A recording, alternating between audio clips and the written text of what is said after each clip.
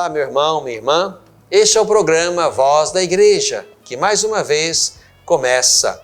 Quero agradecer a você pela sua atenção, pela sua audiência, por estar conosco todas as semanas. Bebendo da fonte, vamos visitar um belo texto de São Lucas, onde Jesus nos põe mais uma vez o problema, o desafio acerca dos bens terrenos, sobretudo do dinheiro. No coração deste tempo, vamos pensar um pouco mais acerca do sínodo que vai acontecer no Vaticano no mês de outubro sobre a Amazônia. Uma igreja em caminho. Vamos conhecer os eventos que a nossa igreja particular de Divinópolis vai viver neste próximo final de semana. Fique conosco. O programa Voz da Igreja foi preparado para você.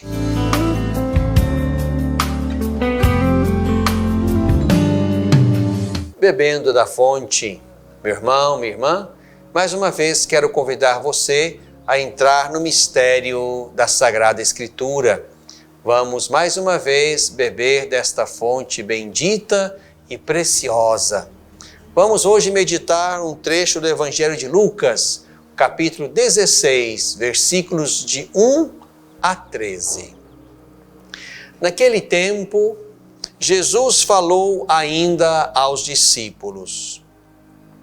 Um homem rico tinha um administrador que foi acusado de esbanjar os seus bens. Ele o chamou e lhe disse: "Que ouço dizer a teu respeito? Presta contas da tua administração, pois não podes mais administrar meus bens." O administrador então começou a refletir: "Meu senhor vai me tirar a administração. Que vou fazer? Para cavar não tenho força, de mendigar tenho vergonha. Ah, já sei o que fazer para que me recebam em suas casas quando eu for afastado da administração." Então, chamou cada um daqueles que deviam ao seu patrão, separadamente, os que deviam a ele alguma coisa. E perguntou ao primeiro: "Quanto deves a meu senhor?" Ele respondeu: 100 barris de azeite. O administrador disse: "Pega a tua conta, senta-te e escreve 50. Depois perguntou a outro: "E tu, quanto deves?" Ele respondeu: 100 sacas de trigo. O administrador disse: "Pega a tua conta e escreve 80. E o Senhor elogiou o administrador desonesto, porque agiu com sagacidade. De fato, os filhos deste mundo são mais sagazes para com os da sua geração do que os filhos da luz. Eu vos digo, usai dinheiro injusto a fim de fazer amigos, para que, quando acabar, vos recebam nas moradas eternas. Quem é fiel nas pequenas coisas, será fiel também nas grandes. E quem é injusto nas pequenas, será injusto também nas grandes. Por isso, se não sois confiáveis no uso do dinheiro injusto, quem vos confiará o verdadeiro bem? E se não sois confiáveis no que é dos outros, quem vos dará o que é vosso? Ninguém pode servir a 2 senhores. Com efeito, ou odiará um para amar o outro, ou se apegará a um desprezando o outro. Não podeis servir a Deus e ao dinheiro. Meu irmão, minha irmã, mais uma vez nos colocamos diante de um texto de Lucas que nós vamos meditar neste domingo na liturgia da Igreja Católica. E aqui se põe, mais uma vez, uma questão recorrente nos Evangelhos, na pregação de Jesus, que é exatamente acerca da nossa relação com os bens, da nossa relação com o dinheiro, da nossa relação com as posses e os bens deste mundo. Aqui nos encontramos com uma parábola em que um daqueles gerentes das grandes fazendas da Galileia e daquela região, um deles fora acusado de desonestidade. Aqui não aparece exatamente o motivo pelo qual fora acusado de desonestidade. Mas o dono daquelas terras então chamou esse gerente, este administrador, e queria então que ele prestasse contas antes de ser dispensado. Era comum naquele tempo, naquela região, que os gerentes, os administradores das grandes fazendas, pudessem dispor dos bens dos seus senhores, a fim de, emprestando-os, pudessem receber também com juros aquilo que fora emprestado. E uma parte daqueles juros seria exatamente destinada ao administrador, aquele que era o gerente, e outra parte, claro, era do proprietário, já que eram dele os bens que estavam sendo emprestados. E ali aquele administrador tirava exatamente daí a sua parte, o seu salário. E por vezes abusavam exatamente desta porcentagem, a fim de que pudessem tirar mais para si, como também para os seus senhores. Aqui estamos diante então de uma situação em que aquele administrador fora colocado diante de alguma coisa desonesta que desagradou o seu patrão, o seu senhor. E esse senhor então quer exatamente saber o que aconteceu a fim de dispensar aquele funcionário, aquele gerente. Aí começa então a sagacidade, a esperteza, que inclusive foi elogiada pelo senhor, pelo dono daquelas propriedades. Aquele homem então manda chamar alguns dos devedores e pede que alterem ali os documentos acerca dos seus empréstimos. Diminuem na quantidade. Certamente, aquele valor diminuído seria o valor que caberia, seja a ele como gerente, seja também ao patrão. Ali se trata, portanto, de perder algo. E na cabeça daquele administrador, daquele gerente, perder algo para conquistar amigos. Conquistar amigos, digamos, com mais uma desonestidade, além daquela de que ele fora acusado. E ali, diante dessas alterações, desses documentos, dessas medidas alteradas, aquele homem encontraria amigos comprados com a iniquidade e amigos que pudessem recebê-lo quando fosse mandado embora do serviço.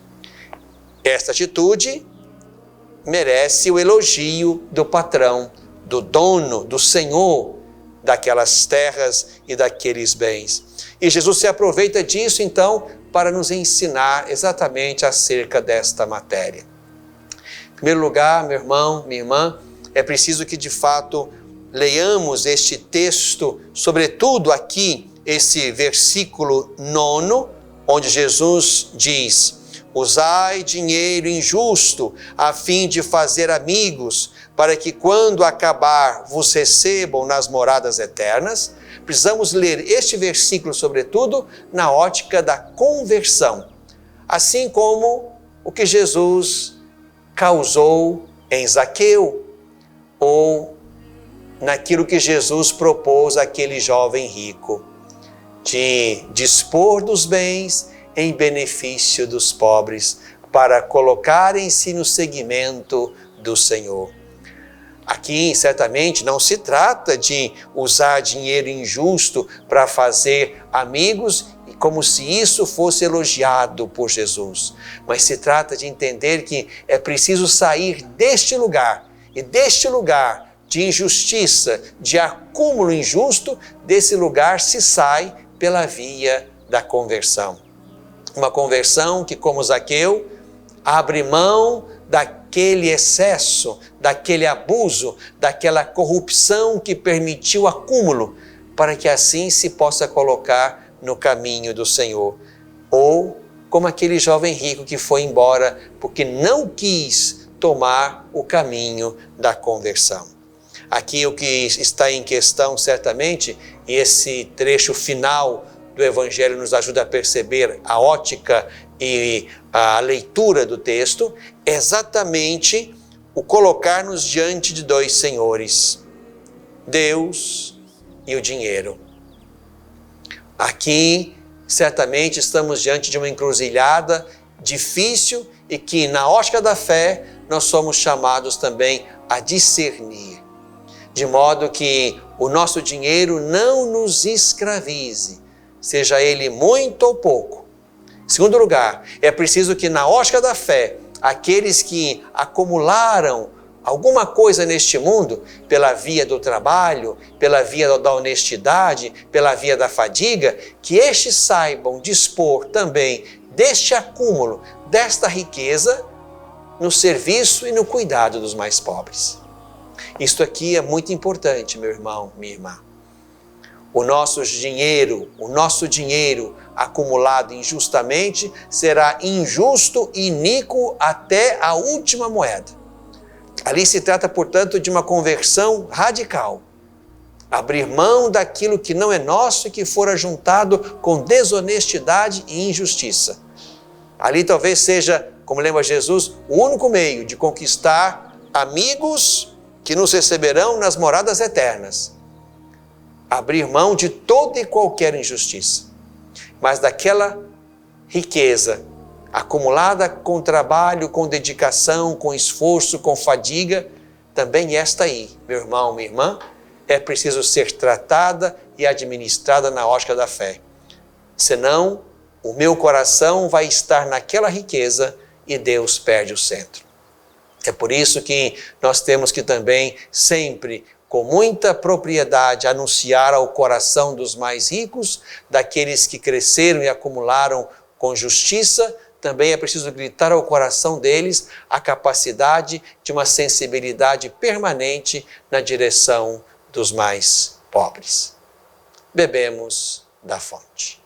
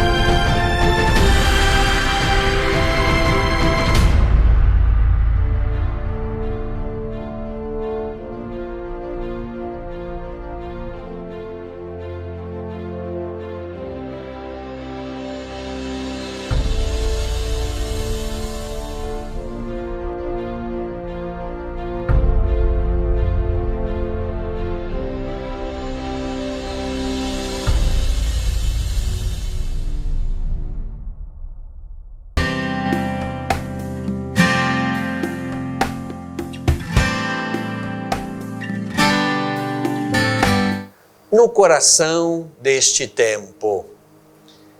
Meu irmão, minha irmã, estamos praticamente um pouco depois da metade do mês de setembro.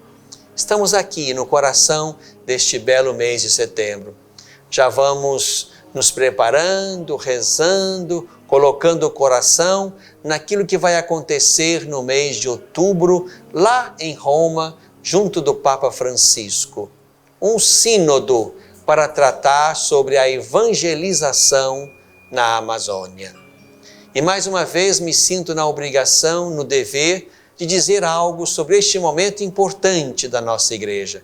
Sobretudo levando em conta opiniões tão desajustadas, opiniões que vêm às vezes de segmentos, inclusive católicos, que nunca conheceram a Amazônia, que nunca conheceram ou souberam exatamente de uma dinâmica do sínodo, que escutam isto ou aquilo e a partir daí, desses pequenos dados confusos e esparsos, começam a tecer comentários, sobretudo negativos, acerca deste lugar, deste mecanismo importante na igreja, que é o Sínodo dos Bispos. Quero brevemente, e sei que haverá outras tantas palavras que vão mostrar a importância e a necessidade deste sínodo, como também, infelizmente, outras tantas palavras que vão depreciar esse momento importante, quero mais uma vez me servir deste meio de comunicação para convidá-los a um olhar positivo sobre este evento que estamos para celebrar e viver na igreja, que é o Sínodo dos Bispos sobre a Amazônia, que vai começar no dia 6 de outubro e vai terminar no dia 27 de outubro lá no Vaticano, junto do Papa Francisco. Ali vão estar irmãos bispos dos 9 países onde se estende, digamos, a Pan-Amazônia. 9 países, como também 9 estados brasileiros, bispos de 9 estados brasileiros, onde a Amazônia deixa transparecer a sua exuberância, a sua beleza, a sua riqueza humana e natural. Ali, portanto, vão estar reunidos com o Papa os irmãos bispos aí destes países, destes estados aqui na América do Sul, como também outros peritos, leigos, sacerdotes, cardeais, também convidados de outras partes do mundo, para estar ali, para, na escuta do Espírito, poderem discernir acerca da evangelização na Amazônia. É importante perceber, irmãos e irmãs, que aquilo que entra no sínodo como um instrumento de trabalho é, digamos, um ponto inicial. E se alguns consideram, e isso é perceptível, que nesse instrumento de trabalho há algumas lacunas, há alguns pontos ainda obscuros, isso não significa dizer que o sínodo esteja comprometido. Aquele é um material que entra, um ponto de partida para se pensar a realidade humana, religiosa, ecológica, eclesial da Amazônia. O importante é que nós não nos detenhamos aí, num texto que entra e é ponto de partida. Muito menos que nós nos fixemos na opinião de um ou de outro bispo, que mesmo sendo da Amazônia, tem a sua opinião própria. É a opinião daquele irmão, que será partilhada, confrontada, discutida com a opinião de outros tantos irmãos, a fim de que possa exatamente conhecer, reconhecer, programar, defender a vida, a missão, a fé ali na bela Pan-Amazônia. Nós não podemos já, desde aqui, antes de sequer ter iniciado o sínodo, começar a dispor sobre isto ou aquilo, dizer que isto ou aquilo vai acontecer ou pode acontecer. Penso que seria um atrevimento, até no sentido de apressar a modo humano, aquilo que o Espírito poderá soprar sobre o sínodo. Aqui eu quero dar o meu testemunho pessoal de quem esteve com o Papa no dia 2 de setembro, lá no Vaticano. Éramos 30 bispos que participávamos ali do encerramento do encontro para bispos de 5 anos de ministério. A primeira pergunta dirigida ao Papa foi exatamente sobre o sínodo. O que o Papa tinha a dizer sobre o sínodo? E o Papa foi muito simples e muito claro. O sínodo quer nos ajudar a pensar a evangelização na Amazônia. O foco está aqui, na evangelização.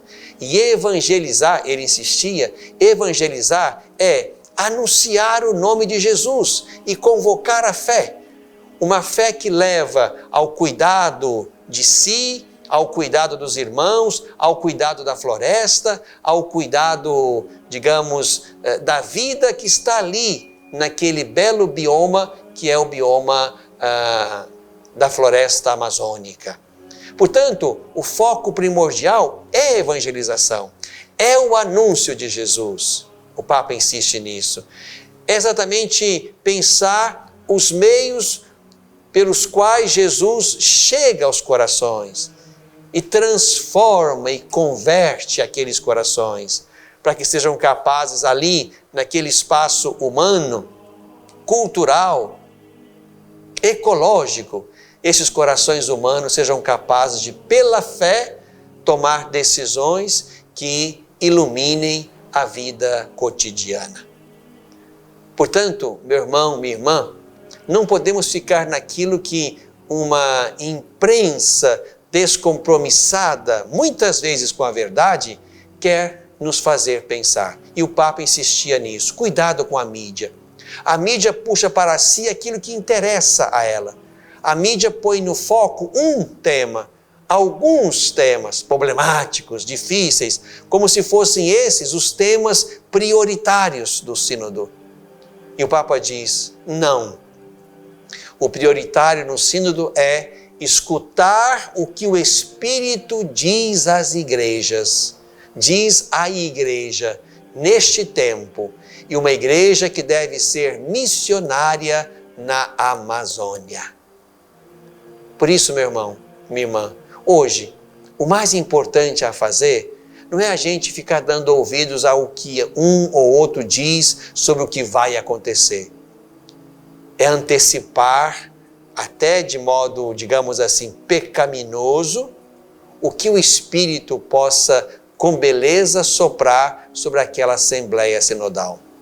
A opinião de um é apenas a opinião de um, que entra pensando isto ou aquilo, querendo isto ou aquilo, e isso será levado para a dinâmica da Assembleia, para a discussão da Assembleia Sinodal, de modo que o Espírito que sopra na igreja, nos seus pastores, nos seus homens e mulheres que dóceis a Deus querem discernir caminhos, é esse Espírito aí, meu irmão, minha irmã, que haverá de sussurrar aos ouvidos e aos corações os meios, as estratégias, os caminhos para evangelizar a Amazônia. Aqui nos cabe, sobretudo, rezar. Rezar por aqueles que vão estar ali, rezar para que as discussões sejam fecundas, rezar para que de fato haja uma sensibilidade à igreja e, mais do que isso, às pessoas que vivem e que fazem história ali na floresta amazônica. Uma coisa bonita que o Papa nos disse lá, que quer também levar para dentro desse sínodo, é exatamente a dimensão orante do sínodo, que quer discernir escutando o Espírito. O Papa nos disse que a cada 4 intervenções no sínodo haverá um silêncio orante para que se possa digerir aquilo que foi apresentado e para que isso seja rezado e colocado na presença do Espírito.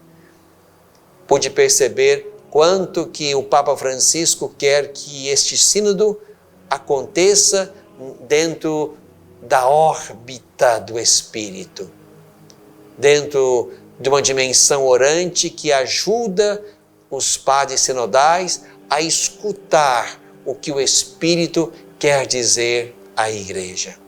Por isso, meu irmão, minha irmã, quero convidar você, sim, a se unir em comunhão e fidelidade ao Papa Francisco, de modo que esse momento bonito da Igreja, que quer pensar a sua presença e a sua atuação ali na Amazônia, esse momento seja regado de muita prece.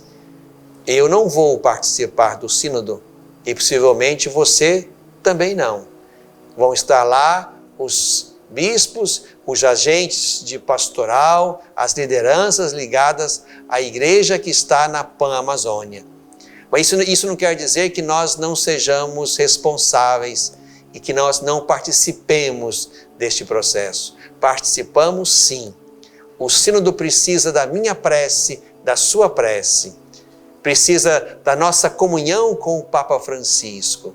Precisa, sim, de uma sensibilidade nossa, a fim de que a presença da igreja lá no coração da Amazônia seja uma presença fecunda, que toque os corações, que anuncie Jesus e que a partir de Jesus, os irmãos e irmãs que estão ali possam construir a sua vida, as suas histórias, no cuidado das pessoas e da floresta, a fim de que também ali o anúncio do Evangelho promova vida, promova cuidado com as pessoas humanas, como também com a bela vida natural, com a bela floresta que é um presente de Deus para o nosso planeta. No coração deste tempo.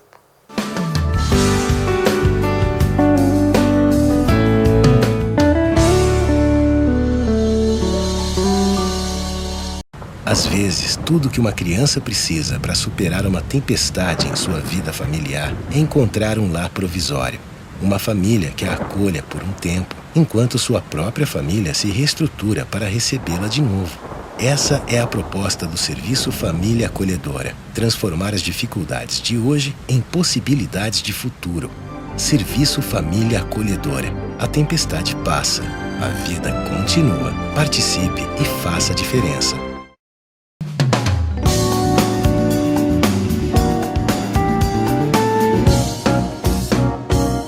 Uma igreja em caminho. Meu irmão, minha irmã, aqui na nossa Diocese de Divinópolis, temos para esses dias eventos que de fato são importantes e marcantes para a vida do bispo e para a vida das comunidades. Neste final de semana, vou estar visitando a paróquia de Santo Antônio em Pará de Minas. É mais uma das visitas pastorais. O bispo vai, passa por lá o final de semana, convive com as pessoas, se reúne com as pessoas, celebra, convive, participa dos processos que ali naquela paróquia de Santo Antônio, em Pará de Minas, acontecem regularmente. Enfim, é uma ocasião boa de o bispo ter contato com as pessoas, com as comunidades, com as lideranças, de celebrar a Eucaristia, que é o ponto alto da nossa vida de fé. Então, quero aqui agradecer ao Padre Geraldo Gabriel e ao Padre Cláudio, que estão preparando lá esta visita pastoral, como também já me alegrar antecipadamente por todo o bem, por toda a missão, por todo o cuidado que nós sabemos se realizam ali naquela paróquia de Santo Antônio, na periferia da cidade de Pará de Minas. Vamos nos encontrar, vamos nos alegrar e quero convidar aos irmãos que são de outras partes para rezar, a fim de que esta presença, essa visita possa estimular, possa animar a vida e a fé das comunidades lá da paróquia de Santo Antônio em Pará de Minas. Também, neste 22 de setembro, vão acontecer 2 eventos importantes na nossa diocese. Em primeiro lugar, um encontro e uma formação com os missionários, os leigos e leigas missionários que atuam regularmente na Semana Santa e em outros momentos celebrativos ao longo do ano, mas que também agora vão se dedicar a uma, digamos, missão propriamente dita. Esse grande grupo de missionários leigos e leigas que temos, esse grupo vai se dedicar a um momento de evangelização, sobretudo desses conjuntos habitacionais que nós temos em muitas das cidades da nossa diocese. Esses irmãos missionários e missionárias vão se dividir e vão visitar alguns desses conjuntos habitacionais, sobretudo na periferia, onde muitas famílias se ajuntam, chegam de muitos lugares e ali estão começando a fazer uma história de irmãos. Então, que essa visita seja um momento importante de também demonstrar a acolhida, a hospitalidade, a presença amiga e acolhedora da igreja junto daqueles irmãos que ali, naqueles conjuntos, estão começando a fazer uma história entre eles. Também nesse dia 22 de setembro vai acontecer um encontro das ações sociais que acontecem na nossa diocese.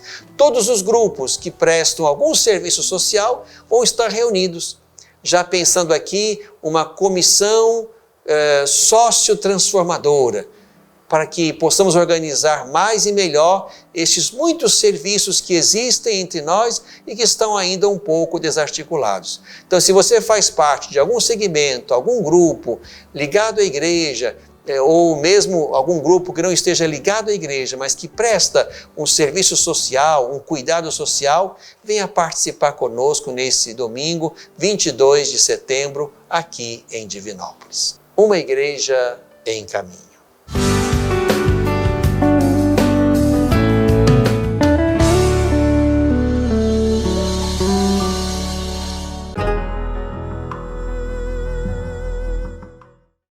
Pornografia infanto-juvenil é crime. Todo aquele que produz, vende, publica, divulga de qualquer forma ou até mesmo armazena vídeos ou fotos pornográficas de crianças e adolescentes pratica crime grave e está sujeito a uma pena de até 8 anos. Se você teve contato com esse tipo de material pelas redes sociais, jamais passe adiante. Não divulgue e nem guarde essas imagens criminosas. Denuncie quem publicou ao promotor de justiça ou à polícia. Defender a criança é responsabilidade de todos nós, todos contra a pedofilia.